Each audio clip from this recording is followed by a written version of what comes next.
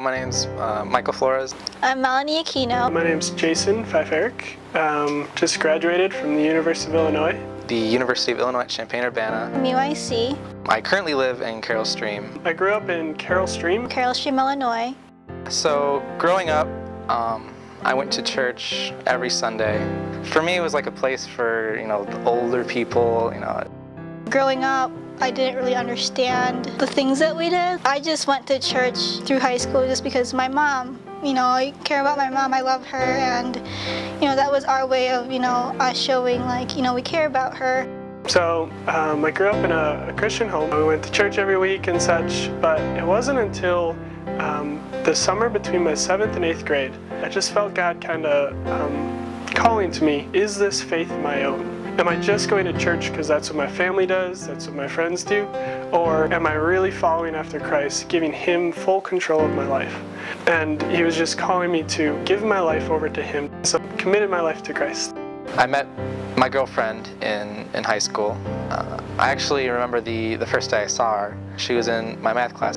I didn't even know he was in my class. I said something funny and she laughed and she turned around. And in my mind there's this slow-mo of her hair, turning with her and just laughing, and yes, I made the pretty girl laugh. He was funny, I guess nerdy, if you want to say. I met Jason playing soccer in high school. We were on the same team for 2 years, and he was always 2 lockers down from me. Our senior year, we were in AP Physics together, and we would sit right next to each other. And I looked over at him, and I asked him, hey, where are you going to school? He was like, U of I. And I was like, no way, I'm going to U of I. And then we kind of paused for a bit, and I turned and I looked at him, and I was like, you want to be my roommate? Before we went to college, me and Mike both decided that we wanted to meet people. I began to, look for scenes to explore where I could find friends. So at U of I, we have this thing called Quad Day. So me and Jason signed up for some Christian organizations. For me, I'm like, Christians, they probably don't smoke or drink. They're probably pretty nice. Probably won't be too hard to make some friends there. So the next week, he invites me to InterVarsity, and we go. I knew 6 or 7 people there.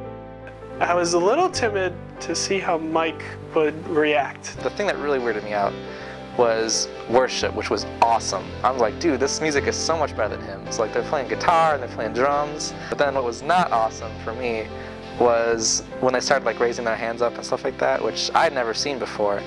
And I didn't understand that. Do you have a question? Do you have to go to the bathroom? What is this? I don't get that.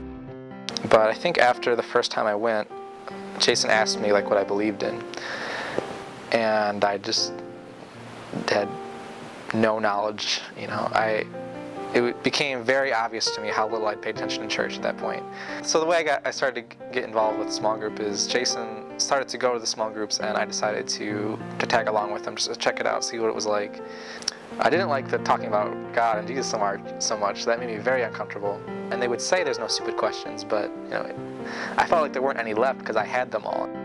After small groups, everyone would mingle for a little bit, and then everyone would leave, and it'd be just me and Mike in the room.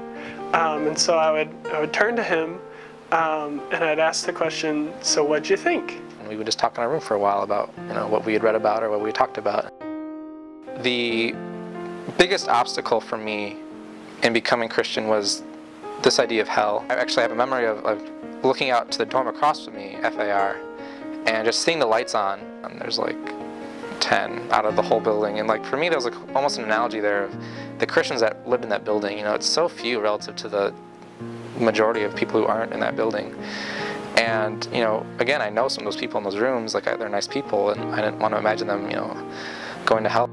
But as I talked to Jason, as I went to a large group, I began to understand why Jesus was necessary, and more of the point of why he came, in the first place. Jason asked me, do you want to commit your life to Christ, or do you want to do that? And I said, yeah. And he just lit up. He got so excited. It kind of freaked me out, to be honest, because I thought, maybe I'll be excited, but why the heck is he excited? I didn't understand that yet. Well, Jason went up, woke the small group up. It was midnight. He woke at least the small group leader up. I just even remember going to bed just kind of under the covers, just smiling still. The The morning after, just waking up, and Jason was leaving to go to class, and right before he left, he said, "See you later, brother."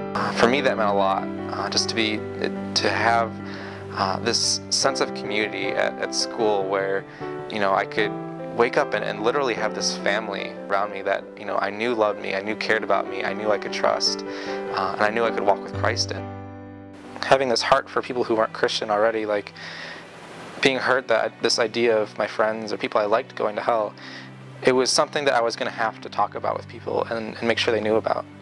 That was a lot harder for me to do than I thought. I was definitely very shy about it.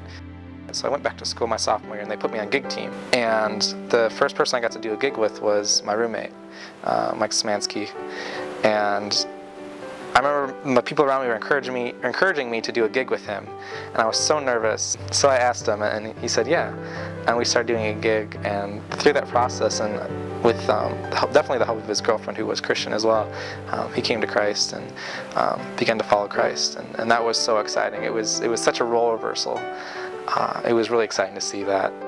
The next person I had an opportunity to do a gig with was this girl, and she was going through a lot, and I was definitely in a position to ask her to do a gig. And as our friendship grew, she actually approached me one day, and she asked me why I never done a gig with her, and she was very hurt that I'd never done a gig with her. She said something to the effect of, "How can you claim to love me if you've never tried to share this with me?" There's no good answer. Like I was too afraid, I was too scared.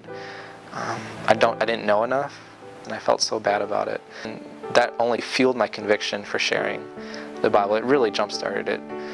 I definitely got this sense, this passion for, if I want to claim to love anybody, my friends, my family, my girlfriend, then I need to try to bring God into that relationship, because He can love them better than I can.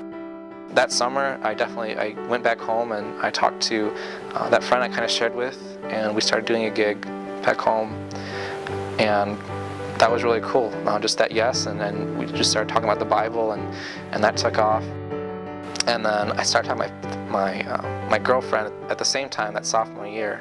I remember when he would talk to me about my faith, I did feel really anxious and really weird about it, just because I felt like, we didn't talk about this before, why are you asking me now? It was still all pretty new to me, just talking about my faith and like God and applying that to my life, because I've never done that before. I also started doing it with my family as well, a little gig with them as well, my parents specifically. So then going into my junior year, I started another gig with, at one point there was at least 5 people in it. It was myself, Kevin Cross, Ellen Hayes, and then 2 girls, Anna and Jessica. By the end of that year, my junior year, I got to see Ellen and Kevin Cross come to Christ, and that was so cool. And it's so hard to read them sometimes, especially, there was definitely points when I didn't think they were getting anything out of it. And I remember one day, Jason Fife actually said that he's walked past Kevin Cross's room and saw him praying. And I had no idea, that he was doing that.